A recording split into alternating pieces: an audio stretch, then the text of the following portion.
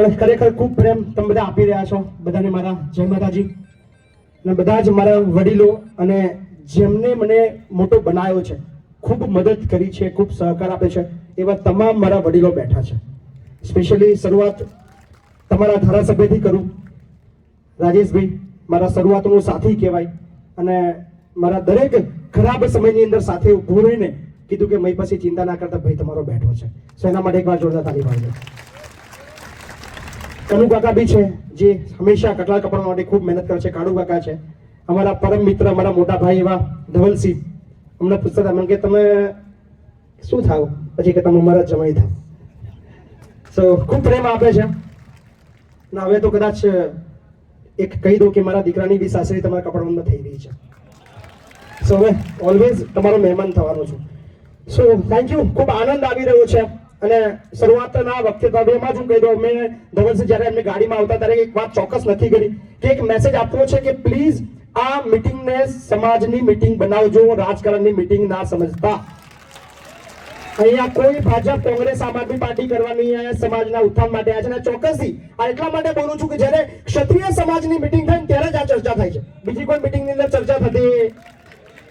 એટલે please media કર્મીને બી હાથ જોડીને અપીલ કરું છું, કાલે એવું ના લગતા ભાજપના, કોંગ્રેસના અને બીજા અપક્ષના લોકો બેઠા હતા, બધા સમાજના બેઠા હતા એવું લખજો પ્લીઝ. આગળ સમાજ બેઠો છે. ઓલવેઝ ભલે પાર્ટી અલગ અલગ હોય, વિચારધારા અલગ હોય, પણ ઉદ્દેશ્ય એક છે કે સમાજ આગળ જાય, એના માટે બધા દોડે છે. એટલે એમની ગરિમા જાળવું છું. બહુ નાનો માણસ છું એટલે વિશેષ મોટી વાતો નહીં કરું, પણ ચોક્કસથી એક વાત ચોક્કસ કહીશ કે શિક્ષણમાં ધ્યાન આપજો. ખૂબ પાછળ છીએ. વાતો આપણે વર્ષોથી કરીએ છીએ, સ્નેહ મિલનો થયા, સંમેલનો થયા, મીટિંગો ભરાઈ, સમાજને આગળ લઈ જવા માટે ચર્ચાઓ થઈ, આગેવાનો બી બધા બહુ આવ્યા, પણ હજુ સુધી પરિણામ નહીં મળ્યું. એનું કારણ કે હજુ આપણે ઊંઘી રહ્યા છીએ. દર વખતે એક જ વાત કરીશ, જાગો જાગો, પણ જાગીને કરવું હું ખબર નહીં. હકીકત છે. પણ હવે મને વિશ્વાસ છે, કારણ કે શિક્ષિત અને યુવા વર્ગ તમારા નેતા બન્યા છે તમારા વિસ્તારના. મદદ કરજો લ્યા. શિક્ષણ માટે તમારા વિસ્તારના ધારાસભ્ય ખૂબ એક્ટિવ છે, ખૂબ મહેનત કરી રહ્યા છે. અને હવે તો બધા ભેગા છીએ તો ભૂકાન નીકળવાના છે. બધા એક મંચ પર છે. બહુ ઓછા દિવસો એવા મળે તમને કે બધા જ પાર્ટીના લોકો એક મંચ પર હોય, સમાજની વાત કરવાની ચિંતા કરી રહ્યા છે. તો તમારા બધાની ફરજ છે, બધાને મદદ કરજો. અને ખાસ શિક્ષણ માટે જે વાત કરી, મારી દિલથી ઈચ્છા છે કે કપડ વિસ્તારની અંદર, કઢાળ વિસ્તારની અંદર એક એવું સંકુલ બને. હું મારા ભાઈ રાજેશભાઈને હું જવાબદારી આપું છું, ભાઈ આ તમારી જવાબદારી છે. આ બધા જ તમને મદદ કરવા, સહકાર આપવા તૈયાર છે. તમે ખાલી આગેવાની લો, પૈસાની ચિંતા ના કરો. અમે મારા ભાઈઓ પૈસાની બહુ છે, કારણ કે મહિપતસિંહને જો મદદ કરતા હોય તો ઓલવેઝ મહિપતસિંહ એની માટે મદદ કરવા તૈયાર છે અને ખૂબ ઉત્સાહી છે અને દિલથી એમની ઈચ્છા છે. અમારા મિત્ર ધવલસિંહ બી એક શૈક્ષણિક સંકુલ માટે મહેનત કરી રહ્યા છે. બાયડની અંદર ટૂંક સમયમાં થવાનું. ભલે ભાઈ ના બોલે તો હું પહેલા જાહેરાત કરતો, બરાબર ને. સાથે જ મારા રાજકીય ગુરુ કહેવાય અર્જુનસિંહ સાહેબ, એ એવી વ્યક્તિ છે જ્યારે મહિપતસિંહ કોઈ નતું ઓળખતું ત્યારે મહિપતસિંહ સામેથી ફોન કરીને કીધું મહિપતસિંહ આવ, મારે તમને મળવું છે. સો એવા અર્જુનસિંહ સાહેબ બેઠા છે.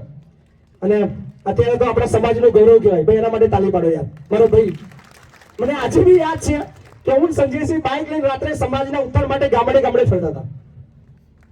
એ ચલાવવાનું પાછળ બેવું, પણ આજે આપણા સમાજને આગળ લઈ જવાની જવાબદારી, ડ્રાઇવિંગની જવાબદારી ભાઈ તમને આપું છું. પ્લીઝ સમાજ માટે જાગજો. સમાજને ખૂબ જરૂર છે. આપણો સમાજ ખૂબ પાછળ છે. ખરેખર યાર આ સમય જો વીતી જશે, 2-4 વર્ષ ગયા પછી આપણો ક્યાંય ક્લાસ નહીં આવવાનો. હજુ બી થોડો ડર છે. ભાઈ આપણા મંત્રી બન્યા એનો મતલબ હજુ બી ડર છે. આ ડર થોડો વધારો લે. બધા ભેગા થાવ. ખરેખર જે દિવસે આ બધા જ એક મંચથી તમે બધા ભેગા થઈને કામ કર્યું, કોઈ સરકારને, કોઈ પાર્ટીની આપણે જરૂર નહીં પડવાની. આપણે જ ટૂંકમાં સમજો. બીજી ખાસ વાત, બહેનો બધી બેઠી છે. ધવલસિંહ મને પૂછતા હતા ભાઈ પછી આપણા વૃદ્ધાશ્રમની અંદર આપણા સમાજના કેટલા છે? મેં કીધું 60%. આ દુઃખની વસ્તુ છે. ક્ષત્રિય સમાજ જે દરેક સમાજની આગેવાની લેતો હોય, દરેક સમાજનું ધ્યાન રાખતો હોય, દરેક સમાજની વ્યક્તિઓને પડતી મુશ્કેલી માટે લડવા માટે, બોલવા માટે, એને કામ કરવા માટે તત્પર હોય, અને આપણા સમાજનું જ્યારે કોઈ વડીલ આપણા વૃદ્ધાશ્રમમાં આવે છે ત્યારે મને સૌથી વધારે પીડા થાય છે. સાહેબ ના હોવું જોઈએ. આપણું કામ છે આશરો આપવો યાર, પણ